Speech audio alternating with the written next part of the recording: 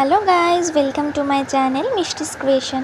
তো দেখো, আজকে একটা রেসিপির সাথে তোমাদের কাছে এসেছি, পুঁটি মাছের চচ্চড়ি, যেটা কম বেশি তোমরা সবাই খেয়েছো এবং রান্না করতেও জানো। শেখাতে তোমাদেরকে আসিনি, তবে আমি কিভাবে করি সেটাই তোমাদের সাথে শেয়ার করলাম।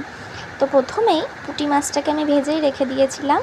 তারপরে পেঁয়াজ কুচি, আদা বাটা, টমেটো, আলু, পটল, বেগুন এইসব কিছু কেটে ধুয়ে রেখে দিয়েছিলাম।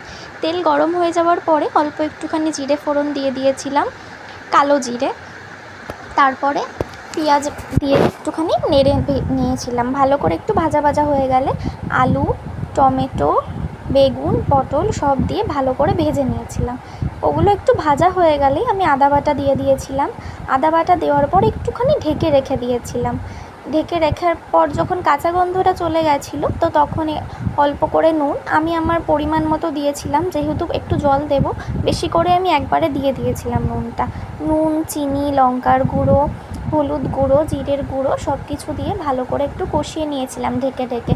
তোমরা যদি রান্নাটা একটু ঢেকে ঢেকে করো, দেখবে টেস্টটা একটু কিন্তু অন্যরকম হবে।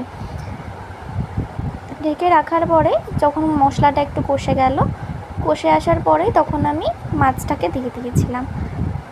যদিও এটা আমার ফার্স্ট টাইম আমি কোনো রান্নার রেসিপি শেয়ার করছি, যদি বলাতে কোনো কিছু ভুল হয়ে থাকে তো ক্ষমা করে দিও। তো ভালো করে কষে যাওয়ার পর মাছটা দিয়ে দেওয়ার পরে একটুখানি 2-3 মিনিট মতো নেড়ে তারপর আমি জল দিয়ে দিয়েছিলাম। জল দেওয়ার পর তোমরা যদি ঝোল রাখতে চাও তো একটু বেশি করে জল দিও। আমি অল্প করেই জল দিয়ে, যখন জলটা ফুটে এসেছিলো, আমি যেহেতু গা মাখা করতে চেয়েছিলাম তো একদম গা মাখাই নামিয়েছিলাম। জল দেওয়ার পরে আমি একটু চাপা দিয়ে রাখছিলাম। যখন ফুটে গেছিলো তো তখন গ্যাসটা একটু বাড়িয়ে দিয়ে ভালো করে কষিয়ে নিয়েছিলাম। যখন গা মাখা হয়ে গেছিলো তো সেটা নামিয়ে দিয়েছিলাম।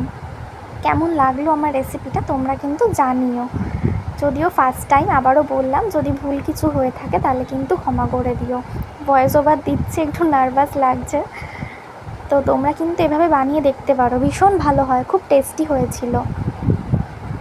তো দেখা হবে একটা অন্য কোনো ভিডিওর সাথে, নতুন কোনো রেসিপির সাথে।